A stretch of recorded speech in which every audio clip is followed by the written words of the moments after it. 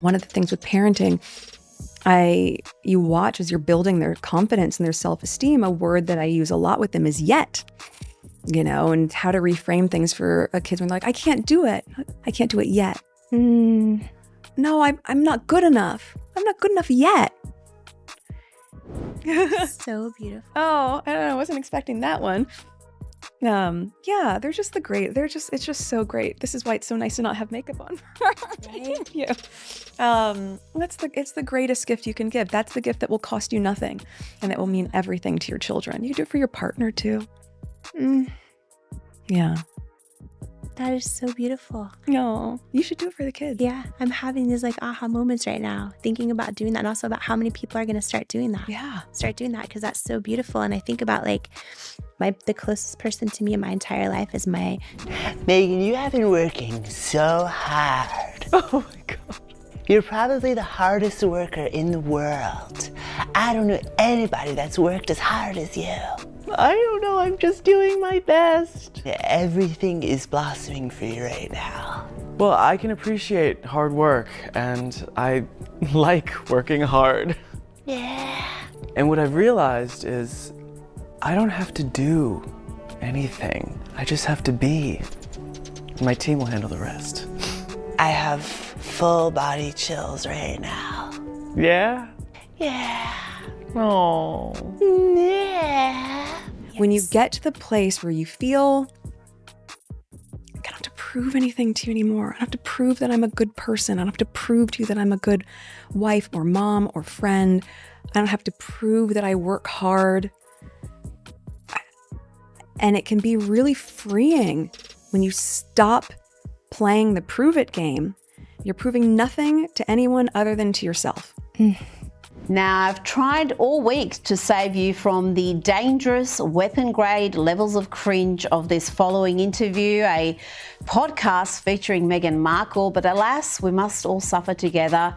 Here is Meghan talking to a woman called Jamie Kern Lima, who seems to be even more fake and insufferable than the Duchess. Weapon-grade levels of cringe of this following interview, a podcast featuring Meghan Markle.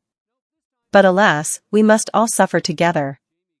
Here is Meghan talking to a woman called Jamie Kern Lima, who seems to be even more fake and insufferable than the Duchess. Meghan Markle is trending again, but not for a royal comeback or charity milestone. Nope. This time it's because billionaire beauty mogul Jamie Kern Lima is spilling behind-scenes tea that could shatter Meghan's carefully crafted image. Were her emotional podcast tears real or just another performance? Did the truth teller Duchess script her vulnerability for the cameras? Stay tuned until the end, because we're breaking down the claims, the receipts, and why Hollywood's starting to keep its distance. Of all things that's making me emotional, I have full body chills right now. For them to be able to look back and go, oh my gosh, she has loved us so much.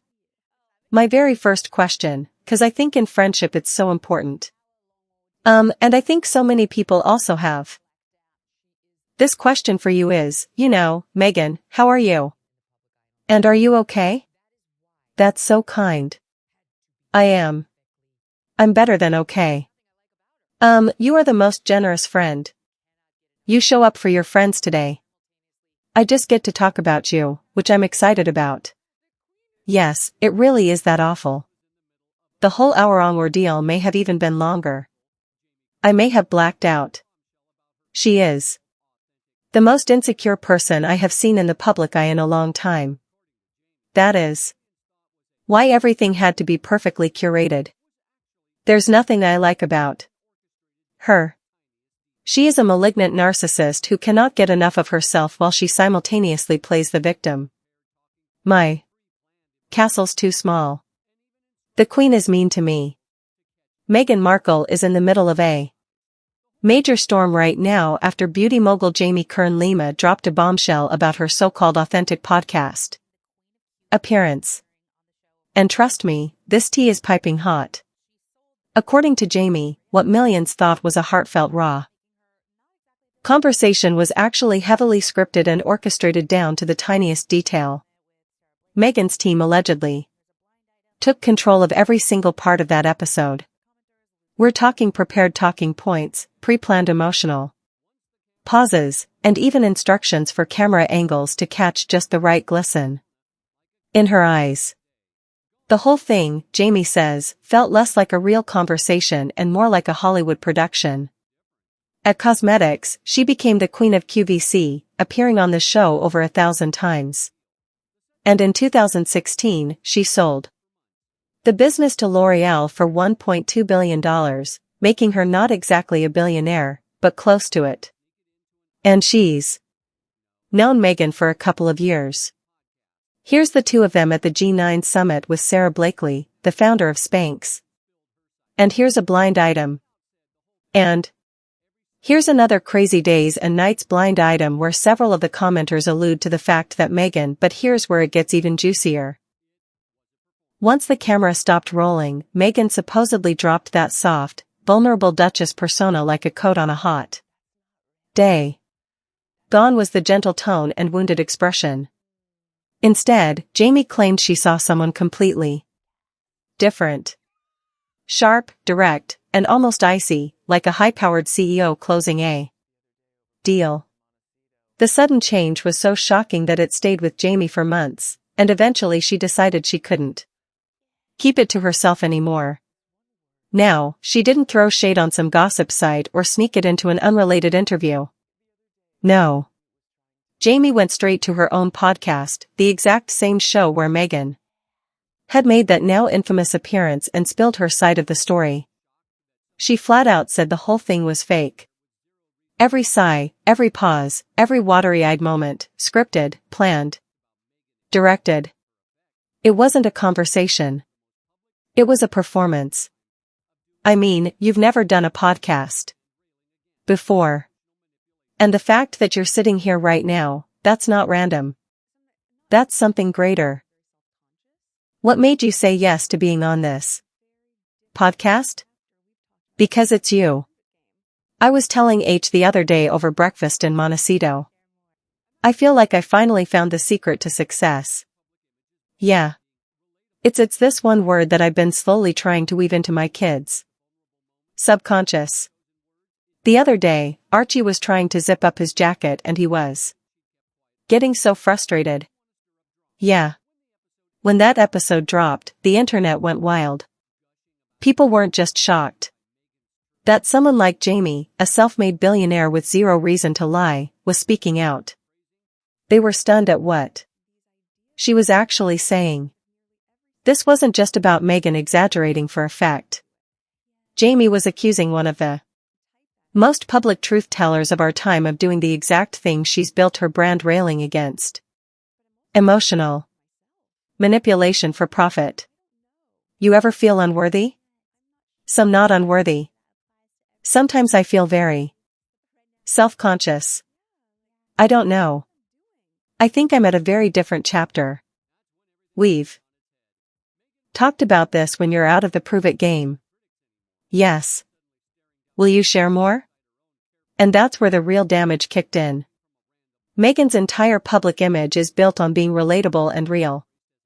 But if people start believing that all of it, the tears, the vulnerable moments, the carefully chosen words is an act, that's when fans start feeling played. Jamie admitted she'd kept quiet for months because she didn't want to stir up drama. But when the episode aired and her inbox filled with messages from fans gushing about how inspired they were by Meghan's truth, she said it made her sick. She realized she couldn't stay silent when the version of Meghan people were praising didn't even exist. These ideas of like put yet at the end of nearly every sentence and you feel like there's still hope and a promise that you can do it. Yes. But when I type that to my children before I go to bed, guess what? Like I'm teaching that to them or I'm reinforcing that, but I'm also reinforcing it for myself. Yes. Like I don't know yet. Yet. I'm not sure. I'm just going to say that applies to every adult. That applies to me right now. All of us. Yeah. Like. Yeah. Yet. I don't know what I'm doing yet. Yet. That's when everything flipped on its head. Meghan Markle wasn't just dealing with the usual critics anymore. She was suddenly staring down betrayal from inside her own carefully built narrative. And it wasn't coming from a random blogger or anonymous source. This was someone she'd publicly embraced as a friend and ally, now turning into the loudest voice calling her out. And not for small stuff like stretching the truth or adding a little drama for the cameras. No, this was a direct accusation of deception, of scripting emotions, manufacturing vulnerable moments, and turning personal pain into monetized content. Insiders say Meghan completely lost it behind closed doors. She was reportedly pacing the room, yelling at her team, and demanding they find a way to get that podcast episode pulled offline immediately. She allegedly wanted a formal correction issued to save face.